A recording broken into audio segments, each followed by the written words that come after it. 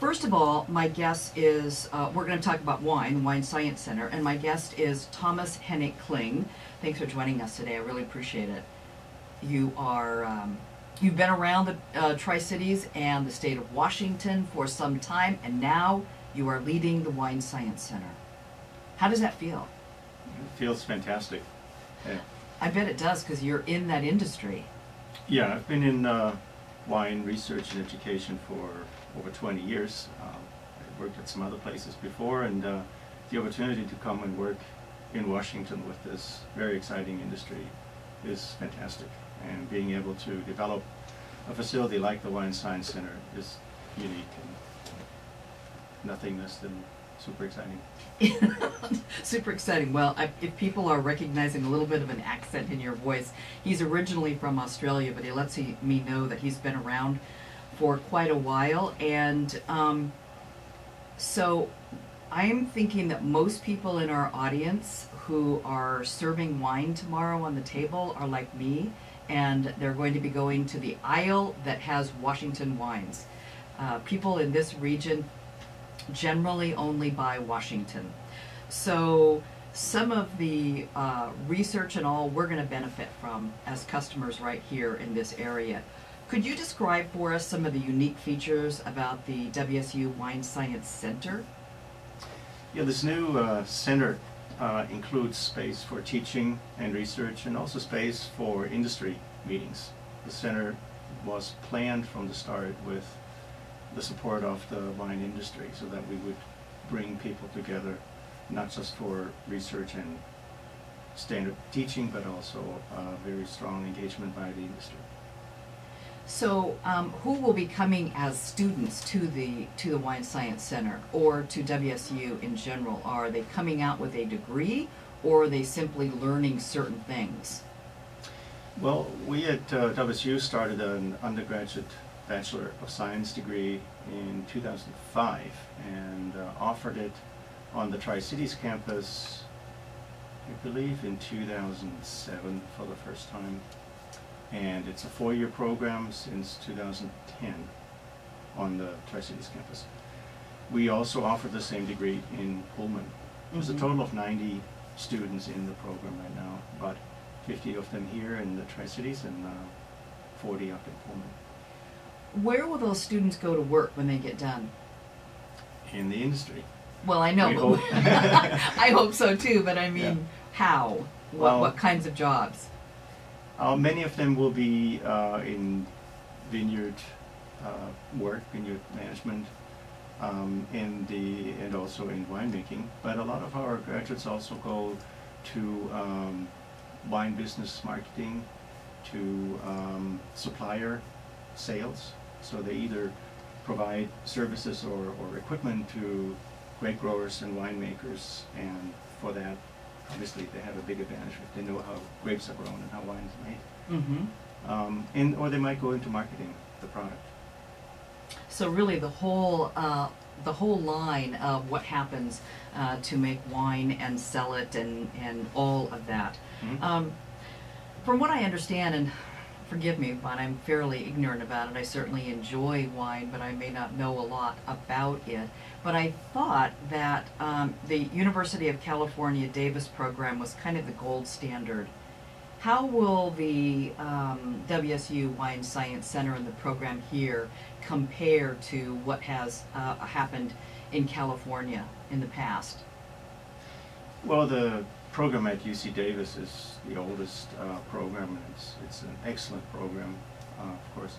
We compare ourselves in terms of research capacity as about being on par with what is done in UC Davis.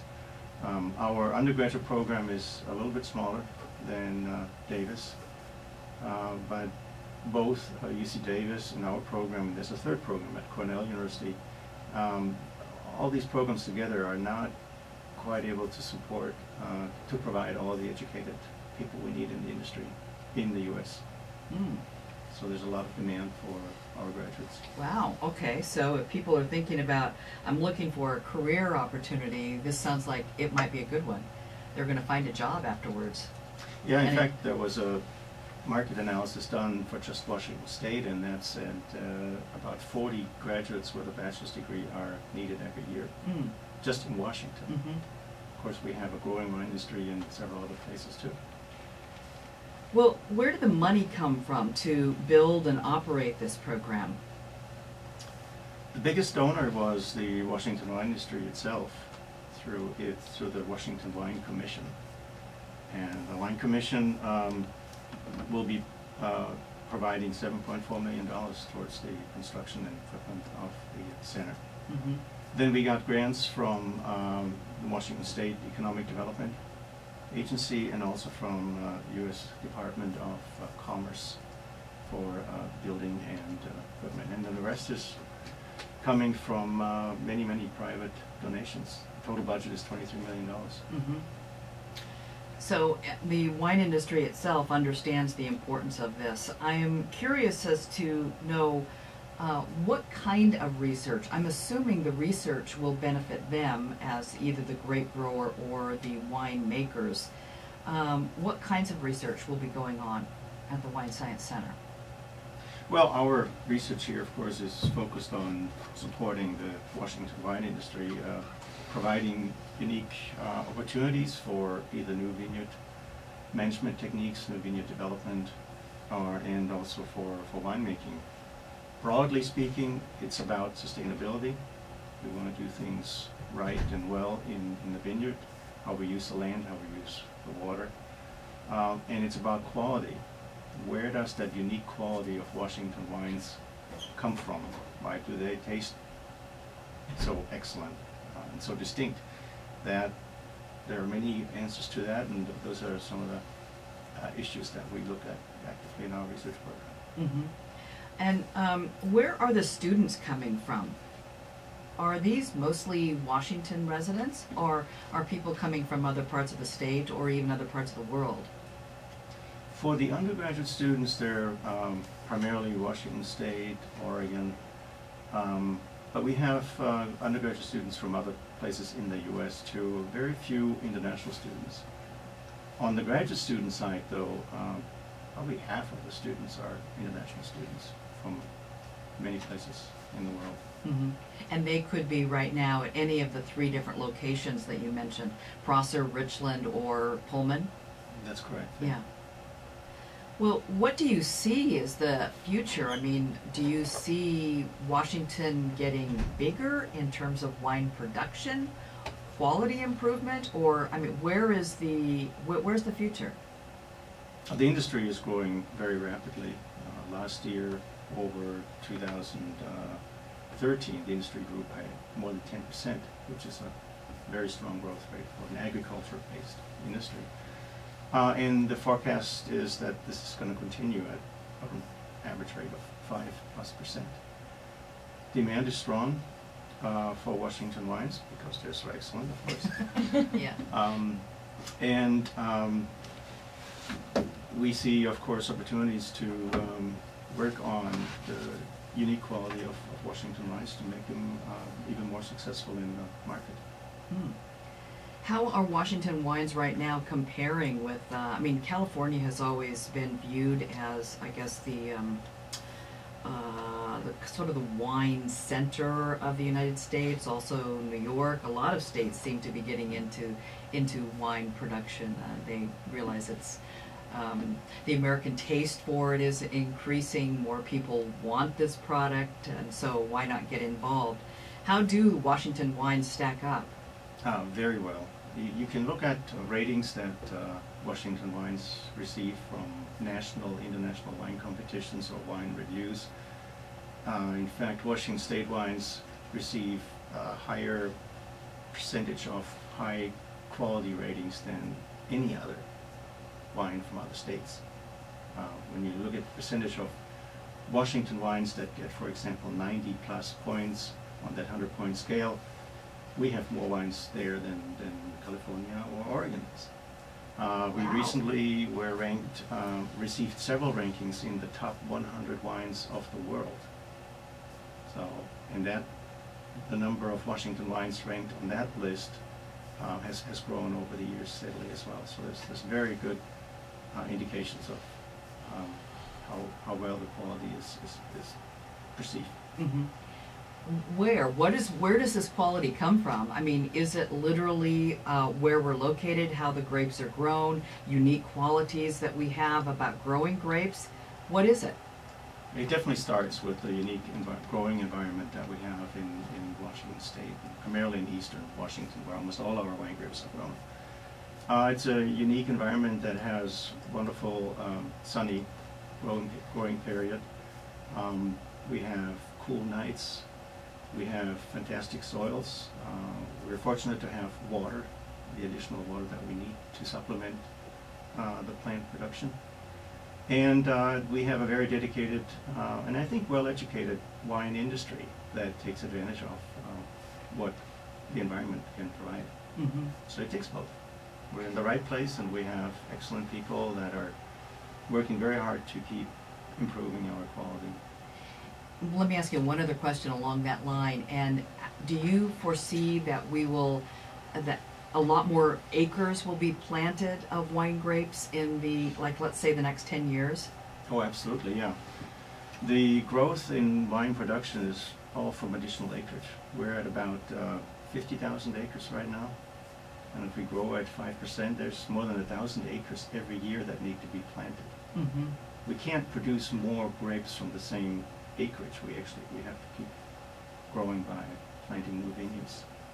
But we're never going to be in a position to compete with the quantity from California, are we? I mean, obviously, yeah. Quality is where we're competing, but not that quantity. Right, you're right. Yeah.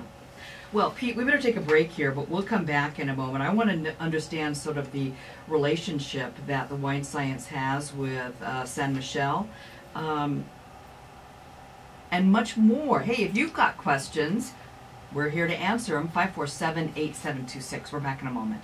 My guest in studio today is Thomas Hennig-Kling. He is running right now the Wine Science Center. He's always talking about being busy. Whenever I called him or whenever, I'm sorry I didn't get to that because I'm swamped. So you have a lot on your plate. And, you know, when I talked to you maybe about 10 days ago, you said that you had just gotten back from a big trip. And what were you able to gather up from this trip that you were on?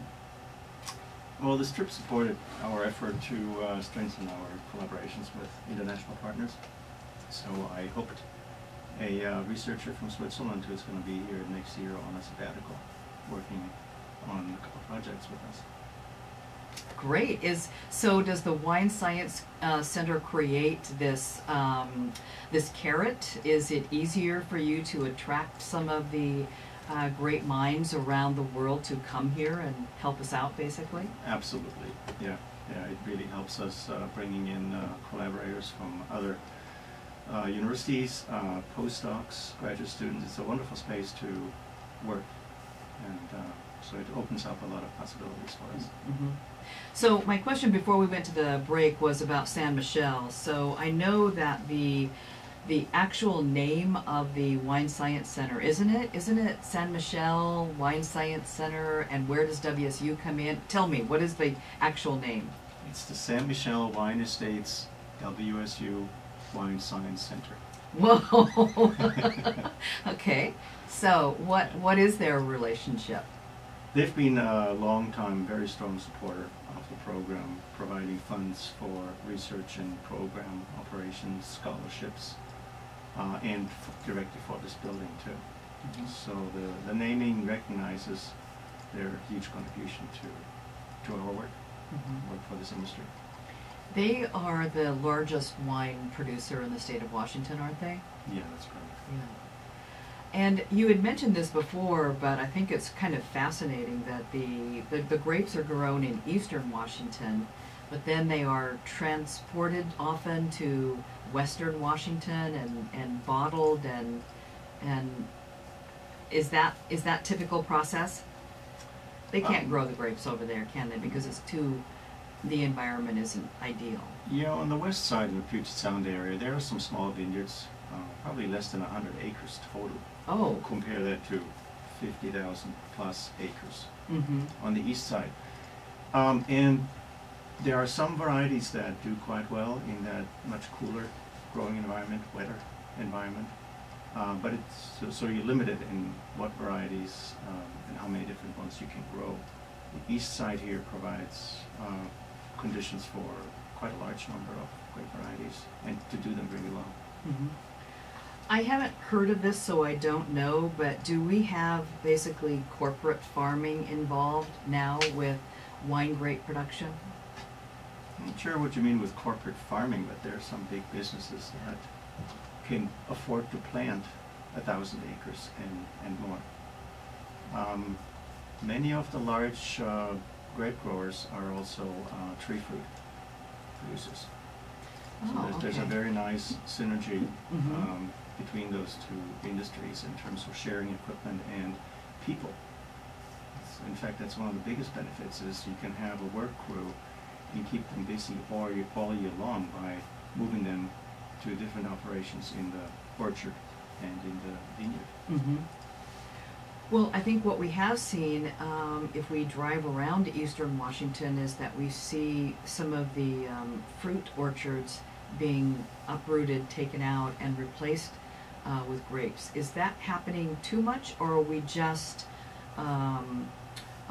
planting new land, new acreage that isn't, already in some other ag product? Well, the apple acreage and cherry acreage is still increasing in Washington as well. Mm. It's true, we see some old orchards being pulled out and then vineyards going there. But those orchards are generally pulled out because they're not productive anymore. They don't have the right variety of apple or cherry or pear. And then again, it depends on the mix that the grower is looking for, whether he wants to have a few more acres of grapes with this operation of tree fruit production, then that might become a vineyard. Mm-hmm. They're both right now very productive and economically successful crops in eastern Washington. Wow, it really sounds like this is a great growth area for people that are looking for a new career. Even people that already, maybe they're in a career and they need to do something different, they can switch over and they can use Washington State University as a way to get that, as well as a new student coming out of high school. Where are the instructors and the researchers coming from? And you mentioned Switzerland as one, so obviously students here are going to be able to have exposure to someone of that caliber. Where else are they coming from? From Germany, Switzerland, California, and of course from Washington as well. Yes. Wow, so on your table tomorrow, and you told me you haven't selected which wine you're going to have? I think tomorrow night will actually be a cheese fondue for us. Mm-hmm. And so that will call for a nice crisp, dry, white wine. And we probably have a red to finish the dinner too. Oh man, I would love to go to dinner at your place. I think it would be a total education and a lot of fun. It's really great to have you here today, and it's great to know that this Wine Science Center is going to do so much for our local economy here in the state of Washington. Thanks for coming today, Thomas. I really appreciate You're welcome. it. Yes. Thank you. We'll be back in a moment to talk about another important subject here on Meet in the Middle on this Wednesday, the day before Thanksgiving.